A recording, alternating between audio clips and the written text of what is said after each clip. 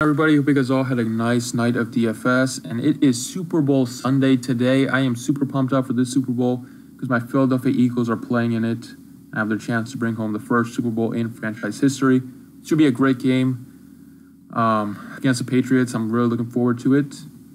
But anyway, let's talk about DFS. So we had another solid night of DFS over here. I get 5 days in a row of cashing. Hit in one out of my two lineups with the 282. As you see, I did update the 5 plays. I hope you guys caught them. I put them in the description, in the comment section, and on Twitter. I ended up going with Nikola Mirotic, and he went off, put up 48. He really helped carry me to the cash line. Him and Andre Drummond went off for 64. But yeah, I played Bam Adebayo with like 75% of other people.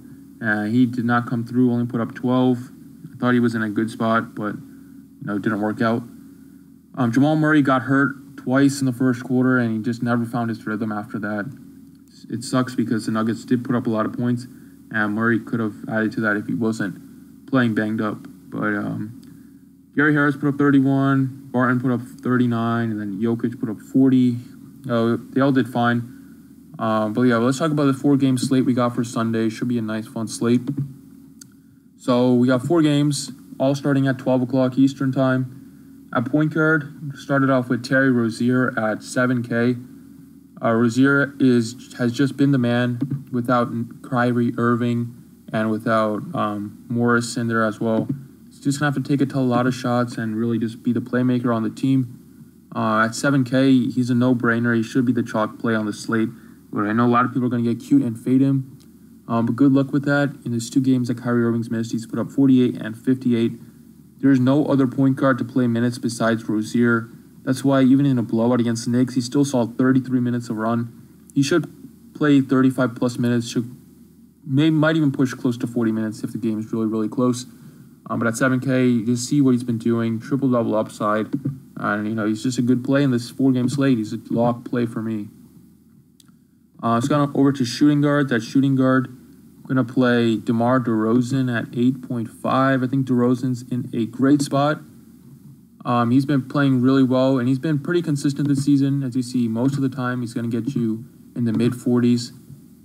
A couple of bad games in there, but, when he's pretty solid, and the game is at home against Memphis.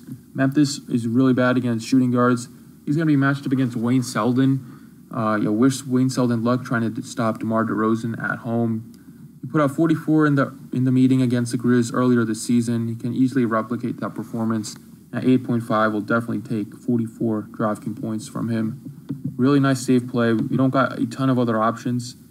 He's the highest price, and then your next option is Chris Middleton at 71, who I do not want to play. CJ McCollum at 6.8, interesting.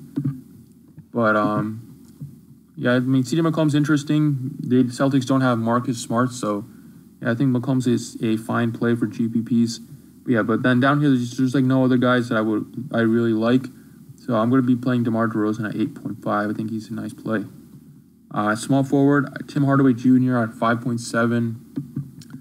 Now, Tim Hardaway Jr. is kind of a risky play, but he's playing his former team who really struggles against shooting guards and small forwards. And Tim Hardaway Jr. is bound to have a good shooting day. Coming off his last 2 games, 1 of 14 and 1 of 10. He's too good of a shooter for that to continue. Both of those games were on the road. Now he's coming back to Madison Square Garden, facing his former team. I think Tim Hardaway Jr. is going to bounce back in a big way. At 5,700, we're getting a nice discount in price tag. He was close to 7K just 2 weeks ago, and now he's back down to 57 in a really good matchup against the Hawks, his former team. And a guy that has upside of over 50, 60 DraftKings points. We saw him hit 60 once. I like him a lot at 57. At power forward, I think Giannis is a great play at 11.3. He's the only stud we have on the slate. Kristaps Porzingis is also very, very interesting. At 8.2, he's really underpriced, as you see here. But he just hasn't been hitting value lately. But against his Hawks team, he has played really well against them, averaging 47. I think this is a good spot for him to bounce back and have a big game. But I'm going to be playing Giannis, I think, at 11.3 because Giannis is pretty consistent, and it's a great matchup against this Nets team. I think Giannis is going to explode. He exploded against the Nets for 78. I think think he has 75-point upside in this spot. And he's the only stud on the slate, so I don't want to fade him. And if he goes off and you don't have him, it's going to be hard for you to cash because he's definitely going to be chalk on the slate. Giannis at 11-3. I like him a lot. I'm going to be playing him. And then finally at center, I'm going to be going to one of these Celtics players. Well, first off, Marc Gasol at 8.6. I think he's fine. And his Cantor's price is way too priced up at 75. I know he's been playing really, really well, but he's just not a $7,500 player. We know that his minutes have been stabilized, but I'm still worried about the game where he only plays like 10 minutes because of foul trouble or because of a lack of defense. But he's definitely has GPP upside. I wouldn't blame you for playing him at 75 against this Hawks team. I think Valanciunas and Nurkic are both interesting plays. Valanciunas gets the matchup against Marc Gasol. So Jonas should see the court time a lot, and he's been really getting minutes, steadily getting minutes lately. Looks like he's earned the respect back. He's at home in Toronto. He plays well at home. And as I said, the Raptors are going to need a big on the court at all times. I think Jonas is probably going to see a lot of court time. I think Nurkic at 57 is very interesting as well. He has great upside, and he's been starting to get minutes as well. Against the Celtics, the Celtics do play small sometimes, but especially if Greg Monroe starts, Nurkic should see a ton of playing time. And I think the Celtics are going to play big in this one because they got Monroe now, they got Baines. So I think Nurkic at 57, I do like him a lot. But I think if we get confirmation that Baines is starting at 4,100, I'm going to be playing Aaron Baines. But I really think that the Celtics brought in Greg Monroe for a reason. And at 4,300 against Nurkic at home in his debut, I think at 4,300, I'm going to be playing Greg Monroe if he is starting.